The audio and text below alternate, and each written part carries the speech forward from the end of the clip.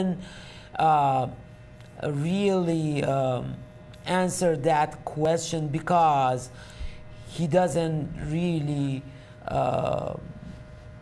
know that the best person who can answer that question is Jacques Fresco.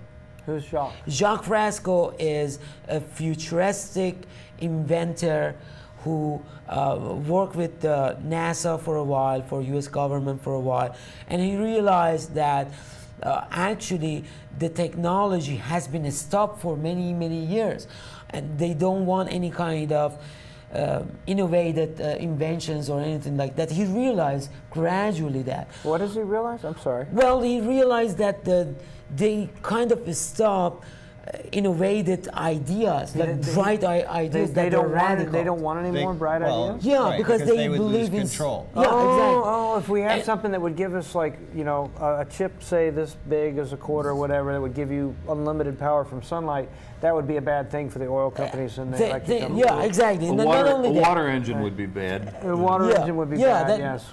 So I can understand that. I mean, to a point. I think it's incredibly short-sighted. Yeah. I think we could have really some dynamic here because I am not a huge fan of Alex Jones. And no. You are. No, I'm not. Huge But fan. I'm not? No. You're not Huge a huge fan of whom? I just observe. I respect him and I admire him and I've called him a national treasure and I mean that because of so much work that he's done. But he gets off on these things and he paints with this huge broad brush. He neglects a lot of facts. Sure. To answer to the question, let me tell you one thing. Okay. The Earth is capable of holding and keeping 10 times more of this population that we have. I disagree.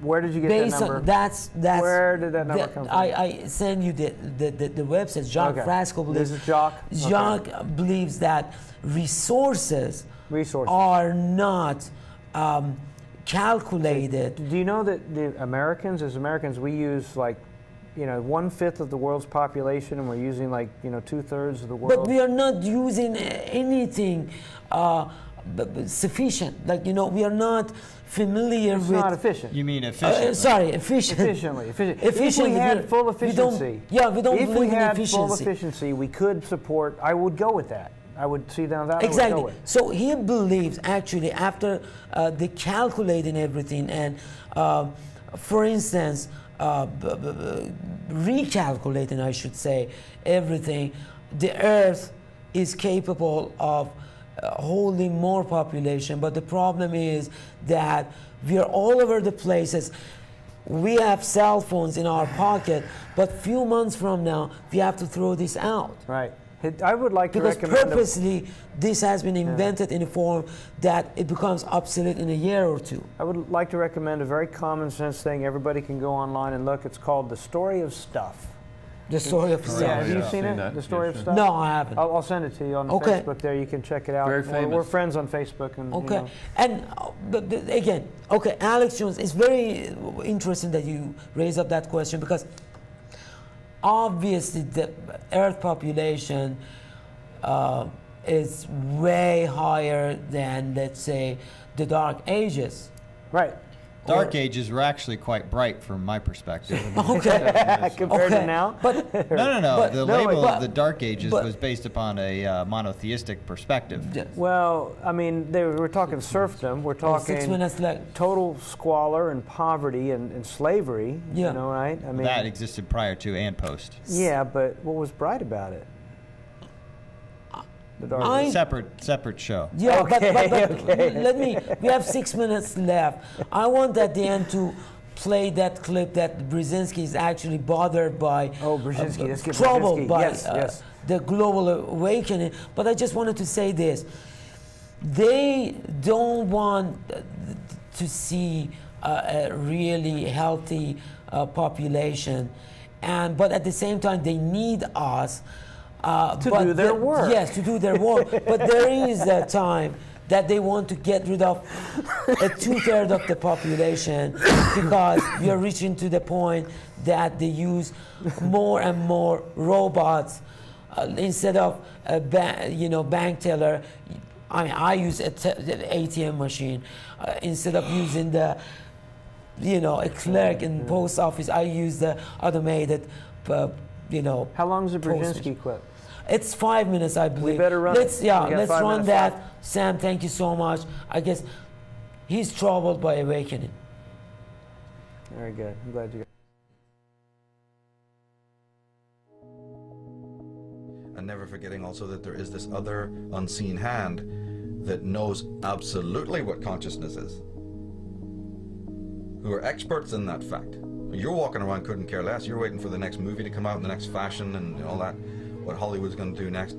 But there's people there who have a thorough understanding of human consciousness, human psyche, human libido, and they're working on it 24/7 to feather their own nests and also to keep man in servitude, man whom they think is their creation. They think of man as just being one of their own, you know, like somebody treats a pet. If you actually watch how people mostly treat their pets, you know, when you really watch it, you'll find that the pet is a slave. Well, we have people ruling this society who think of human beings as pets and slaves.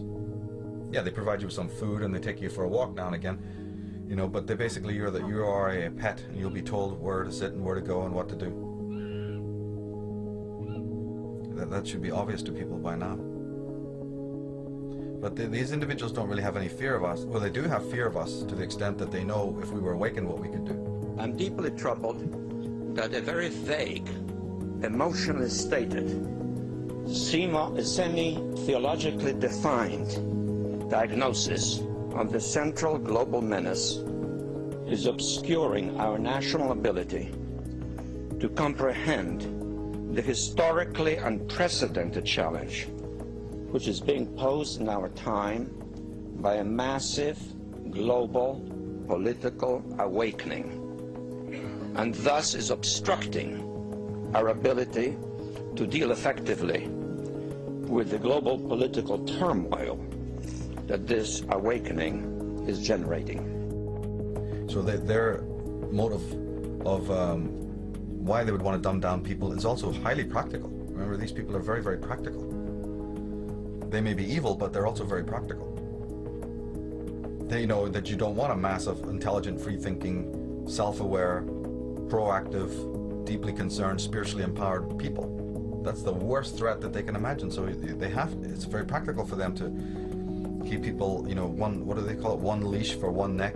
Everybody in a complete sense of consent, with the illusion that they're independent. It doesn't work without that.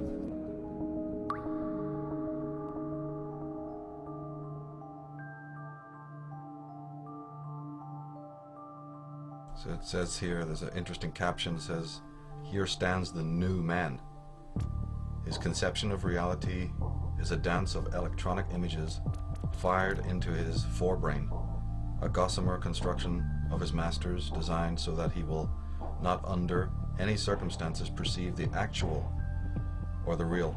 His happiness is delivered to him through a tube or an electronic connection. His God lurks behind an electronic curtain. And when the curtain is pulled away, we find the CIA sorcerer and the media manipulator." Jim Keith, Mind Control, Mass Control, just one of the fine books on, you know, the manipulation of consciousness that he did before he sadly basically was killed, you know.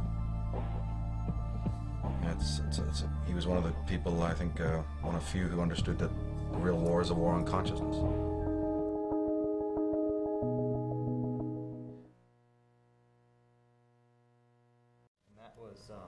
That was, yes, Michael Tsarian.